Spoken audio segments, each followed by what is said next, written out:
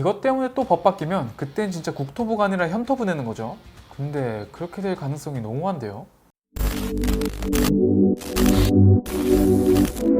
자, 국내 자동차 시장에서 독보적인 점유율을 보여주는 현대차죠. 지난 5월에도 국산차 내수 판매 1등인 현대차는 무려 40%에 가까운 점유율을 보여줬는데 꼴찌는 어딜까요? 판매 순위 꼴찌는 쉐보레가 3.7%의 점유율을 보여주면서 두 기업 간의 점유율 차이는 무려 10배에 가까웠습니다. 그런데 점유율 1등인 현대차에도 없는 걸 꼴찌인 쉐보레가 가지고 있는 게 있는데요. 뭘까요? 바로 경차 모델이죠. 쉐보레에는 매달 경차 판매량 1위를 기록하는 스파크가 있지만 현재 현대차 라인업에는 경차 모델이 하나도 없는 상황입니다. 현대차의 마지막 경차는 2002년에 단종된 아토스인데요. 그런데 최근 아토스의 뒤를 이어 약 20년 만에 현대차의 국내 경차 시장 재진출이 이루어지게 해줄 모델이 나타났다고 합니다. 그런데 현대차가 20년 만에 내놓을 예정인 이 모델 때문에 국내 경차 규격이 바뀔 거라는 말이 나와요. 왜일까요? 또 이 모델 관련해서 한 국회의원이 경차 세제 지원 법안을 발의했다고 하는데 이건 또 왜일까요? 자, 오늘은 정확한 출시 일정도, 모델명도, 파워트레인도 어느 하나 정해진 게 없지만 국내 시장에 출시된다는 소식 딱 하나만으로 현토부, 현대이원 등 여러 논란을 불러일으키는 현대차의 경영 SUV AX1입니다. 잠깐! 그리고 저희 채널에선 시승차를 제공해주시는 구독자분들께는 소정의 상품도 증정하고 있으니 구독자분들의 많은 시승차 지원 부탁드립니다. 현재 대한민국 자동차 시장에서 판매되고 있는 경차는 기아의 모닝과 레이, 쉐보레 스파크, 르노 트위지로 단 4가지 모델에 불과한데요.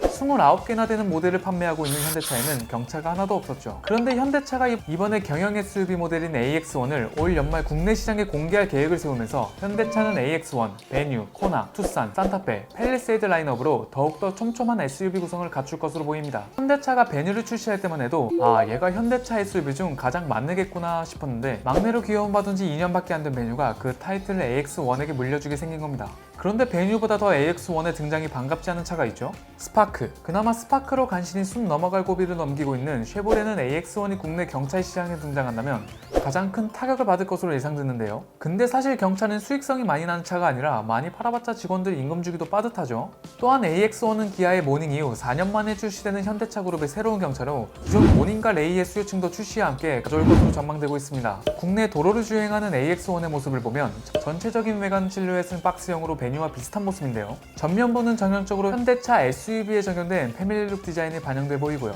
가운데는 커다란 라디에이터 그릴이 눈에 띄고 좌우에는 위아래로 나뉜 분리형 헤드램프가 보입니다. 특히 AX1 외관 디자인에서 독특한 부분은 측면부인데요. 1열 벨트 라인이 조금 더 낮은 모습을 보이고 2열 윈도우 라인은 더 높은 계단 형식의 디자인이 채택된 모습이죠. 원래 대부분의 차들은 전부 벨트 라인이 일직선으로 수평의 형태를 보이지만 AX1의 측면 벨트 라인의 높낮이는 서로 달라 독특한 형상을 띠고 있는 겁니다. 경차인 만큼 스파크처럼 2열 창문 뒤쪽에 2열 손잡이가 있는 모습도 확인할 수 있었습니다. 자, 이 정도로 AX1의 출시 정보나 디자인에 관한 얘기를 마치도록 하고요. 지금부터는 AX1과 관련된 이슈에 대해 알아보겠습니다. 먼저 AX1이 불러일으킨 국내 경차 규격 이슈인데요. 현재 국내에서 지정하고 있는 경차 규격은 전장 3600mm, 전폭 1600mm, 전고 2000mm 한도를 두고 있죠. 그런데 AX1의 전장은 약 3800mm 수준으로 기아 레이의 전장이 3595mm보다도 약 200mm가량 긴 상황입니다. 만약 이대로 AX1이 국내에 출시될 경우 국내 경차 규격인 3600mm를 초과하기 때문에 경차가 아닌 소형차로 구분돼 취등록세 면제, 고속도로 통행료 50% 등 경차 혜택을 받을 수가 없게 되는데요. 결국 이 문제를 해결하기 위해 현대차는 AX1의 전장을 200mm 줄이거나 혹은 국내 경차 규격 기준이 완화되기를 기다리거나